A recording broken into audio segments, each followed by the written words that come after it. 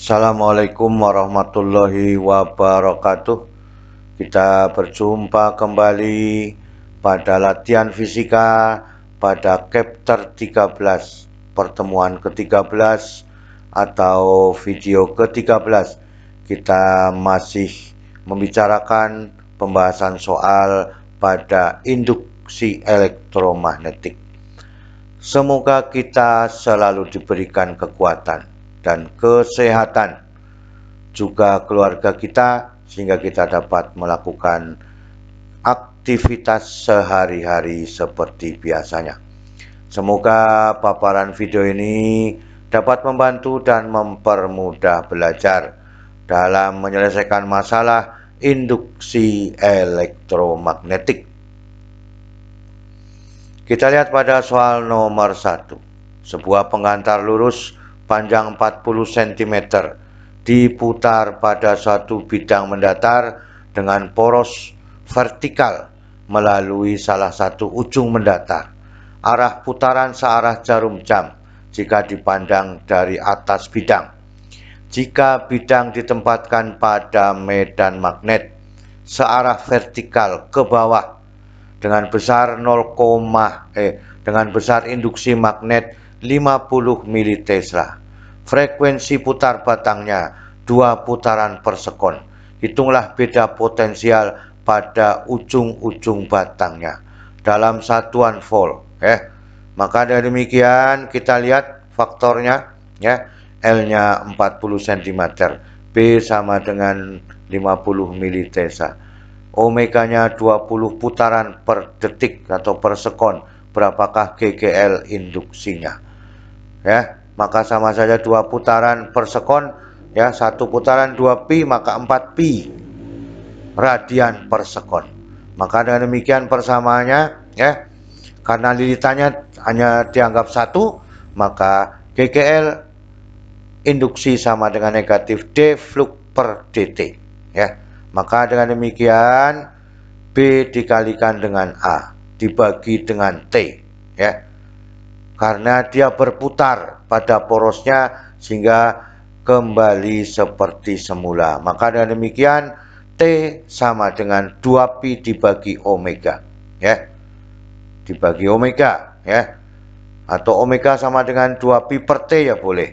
Maka T-nya sama dengan 2pi dibagi dengan omega, sehingga persamaannya menjadi GGL induksi sama dengan negatif A-nya adalah PR dikuadratkan dikalikan B dikalikan omega dibagi 2pi. Pi dibagi pi adalah 1, maka ini dimasukkan dulu ya boleh. Pi kali 0,4 kuadrat, 40 cm adalah 0,4 dikuadratkan 5 kali 10 pangkat negatif 2 dikalikan 4pi dibagi 2pi. Maka sama saja 4pi dibagi 2pi 2, maka 0,4, 2 kali 5 adalah 10. 10 kali 10 pangkat negatif 1, 10 pangkat negatif 1. Ini adalah 16 kali 10 pangkat negatif 1, negatif 2, maka dengan demikian masih ada harganya negatif 1,6, ini dari 16 tadi, 4 kuadrat adalah 16, berarti masih ada negatif 1,6 pi kali 10 pangkat negatif 2 dalam satuan volt. Maka dengan demikian ini kita bisa menghitung dengan mudah, Jadi ini masih ada 10, 10. Nah, itu yang diinginkan, sehingga ketemunya adalah negatif 1,6 pi kali 10 pangkat negatif 2. Jawabannya adalah yang A. Dihitung baik-baik, kita harus tahu perubahan rumusnya, bahwa delta T sama dengan periode, karena dia diputar kembali seperti semula searah jarum jam. Kembali seperti semula namanya periode. Soal nomor 2. Sebuah kumparan datar persegi panjang 3 cm kali 2 cm 60 lilitan dihubungkan dengan galvanometer pengukur muatan listrik. hambatan totalnya 100 ohm, ya. Kedudukan mula-mula tegak lurus, ya. Tegak lurus suatu medan magnet homogen dengan rapat fluknya atau B-nya 0,3 Tesla. Muatan listrik yang akan ditunjukkan oleh galvanometer jika kumparan diputar melalui sudut 90 derajat berapa kolom. Ini adalah pilihan jawaban dari nilai muatan yang diinginkan dalam soal nomor 2. Nah, hanya adalah 3 cm dikalikan 2 cm. Maka ketemunya 6 cm kuadrat. N-nya 60, R-nya 100, kemudian B-nya 0,3, Theta 1 90 derajat, Theta 2 0 derajat, berapakah muatannya? Harus ada cos theta. Maka dengan demikian GGL sama dengan negatif N d flux per dt dikalikan dengan delta cos theta. Maka dengan demikian, ya, d fluxnya adalah B dengan A, ya. Jadi NA dibagi dengan R, ini adalah I kali R. Maka I-nya sama dengan, ya, negatif NA dibagi dengan R, B dikalikan dengan delta cos theta dibagi dengan delta T, maka delta T dibagi dengan delta T1, maka Q sama dengan negatif N BA delta cos theta dibagi dengan R. Maka dengan demikian, ya,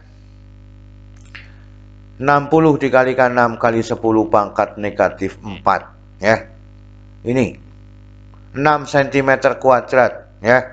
Maka 6 kali 10 pangkat negatif 4 kali 0,3 cos 90 dikurangi dengan cos 0 dibagi 100, ya. Maka sama saja 6 dikalikan 6 kali 10 pangkat negatif 6, ya, dikalikan 3, ya. Maka dengan demikian ini naik menjadi pangkatnya negatif 2 adalah negatif 6, ya. Kan itu negatif 6. Kemudian cos 90 adalah 0. Cos 0 adalah 1, maka negatif 1 ini dikalikan negatif menjadi positif. Maka dengan demikian, ya, 6 ini masih ada, ini negatif 6 tadi, negatif 6 ini 0,3 kali 60 kan sama saja 6 dikalikan 3, yang di dalam kurung masih tetap tapi harus diambil 10 pangkat negatif 2 naik menjadi 10 pangkat negatif 6. Jadi 60 kali 0,3 sama saja 6 kali 3, ya. 60 kali 10 pangkat negatif 4 dibagi 100 maka menjadi 10 pangkat negatif 6. Maka ketemunya adalah 108 kali 10 pangkat negatif 6 kolom.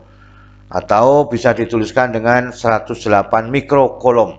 Jadi jawabannya adalah yang C. Itu yang kita inginkan, ya. Perubahan rumus ini harus kita ingat betul-betul, ya. Soal nomor 3. Sebuah kumparan berbentuk toroida memiliki luas penampang 5 cm kuadrat. Jari-jari efektifnya 0,1 meter, jumlahnya lilitannya adalah 200. Dialiri 6 ampere. Berapakah energi yang tersimpan dalam toroida dalam satuan joule? Kita bahas bersama-sama, ya. A-nya 0,5 cm kuadrat, R-nya 0,1 meter, N-nya 200, I-nya 6 ampere. Berapakah usahanya? W sama dengan, ya, setengah LI dikuadratkan. Maka L-nya mu0 N kuadrat A dibagi 2 PR, ya. A-nya adalah 5 kali 10 pangkat negatif 4 meter kuadrat. R-nya 0,1 meter. Maka dimasukkan persamaannya menjadi setengah mu0 N kuadrat A dibagi 2 pi R dikalikan dengan I kuadrat. Maka dengan demikian setengah dikalikan 4 pi kali 10 pangkat negatif 7 kali 200 dikuadratkan kali 5 kali 10 pangkat negatif 4. 2 pi dikalikan 0,1 atau 10 pangkat negatif 1 dikalikan dengan 6 kuadrat. Ya, ini adalah 2 dari 4pi dibagi 2pi adalah 2, kan itu. Ya, ini 10 pangkat 4. Ya. Maka ini 10 pangkat negatif 4. 4 kali 5 adalah 20. Ya. 20 dikalikan 2 adalah 40. Ya. 40. Ini pangkat 1 menjadi 10 pangkat negatif 6. Maka dengan demikian, ya, setengah. Nah, ini boleh dikalikan dulu di dalam ini, ya. Maka dengan demikian 4 kali 10 pangkat negatif 5 dikalikan 36. Setengah dikalikan 4 kali 10 pangkat negatif 5.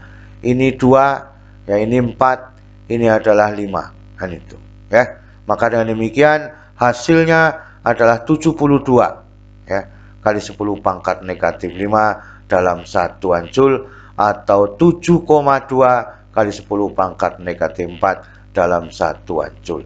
Jadi jawabannya adalah yang C. Nah, persamaannya harus dilakukan dulu, digabungkan, ya. Soal nomor 4. Rangkaian kawat A, B, C, D dengan hambatan 10 ohm terletak pada medan magnet yang berarah masuk bidang kertas seperti pada gambar. Ini masuk bidang kertas, namanya tanda silang, ya. Kawat PQ panjangnya 1,5 digerakkan dengan kecepatan 4 meter per sekon. Jika pada kawat timbul induksi magnet, ya, timbul gaya magnet, berarti ini, ya, timbul gaya magnet, ya, adalah 3,6 Newton, berapakah induksi magnetnya dalam satuan Tesla? Maka dengan demikian kita bahas bersama-sama, ya. R-nya 10 ohm, L-nya 1,5 meter, F-nya 3,6, berapakah B-nya? Kalau V-nya 4 meter per sekon. Kita lihat dari BLV dulu. Epsilon sama dengan BLV, kan itu, ya. Maka dengan demikian IR sama dengan BLV, ya. Yang dicari adalah B-nya.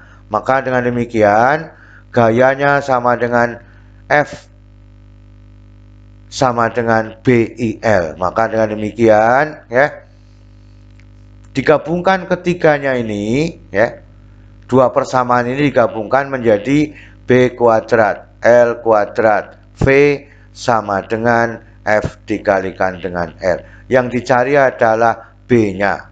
Maka dengan demikian B sama dengan 1/L akar dari F dikalikan R dibagi dengan V, ya. 3/2 ini 36 dibagi 4 9. 9 di akar 3. 3 bagi 3 1 dikalikan 2, maka 3/2 akar 9, ya. Sama saja tadi, ya. Maka dengan demikian B-nya adalah 0,2 Tesla, ya. Itu yang diinginkan, ya. Jadi ini 36 dibagi 4 9. Akar 9 adalah 3. 3 bagi 3 1, ketemunya 2 Tesla. Jadi jawabannya adalah yang C, ya. Soal nomor 5. Rangkaian kawat A, B, C, D dengan hambatan R terletak dalam medan magnet berarah masuk bidang kertas dengan besar induksi magnet adalah B.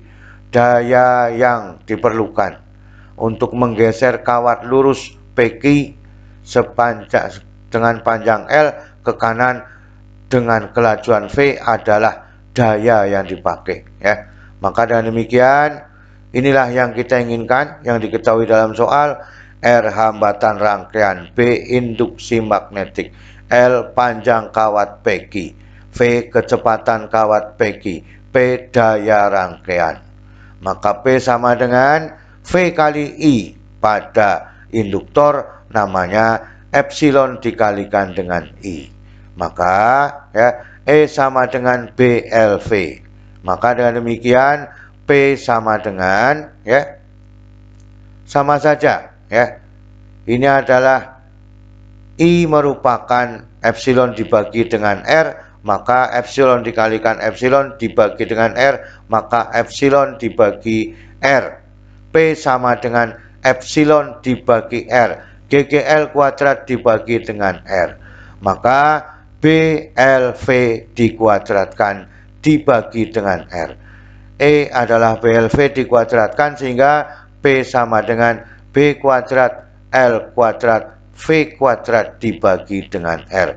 Jadi persamaan yang sesuai adalah jawabannya E, ya.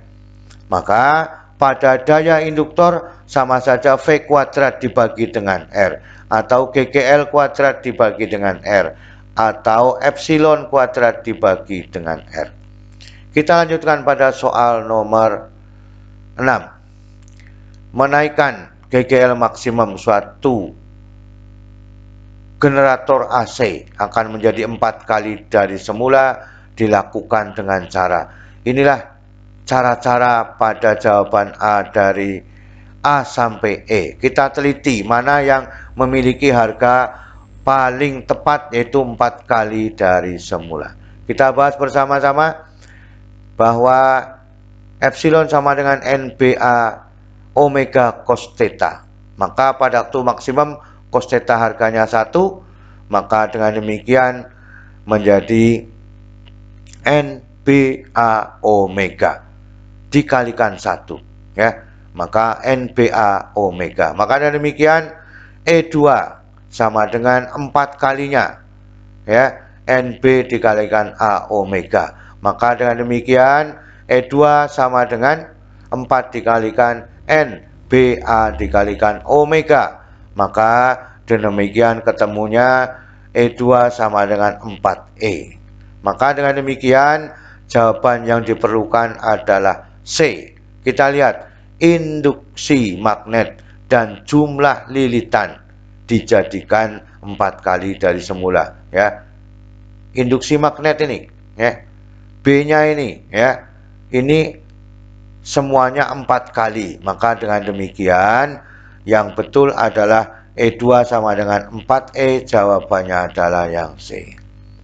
Itulah keseluruhan dari 1 sampai 6, ya. Pada pertemuan kali ini kita sudah menghasilkan kesimpulan-kesimpulan sehingga kita dapat menyelesaikan induksi elektromagnetik dengan baik, ya. Selalu semangat belajar karena fisika menjadi semakin asik. Terima kasih.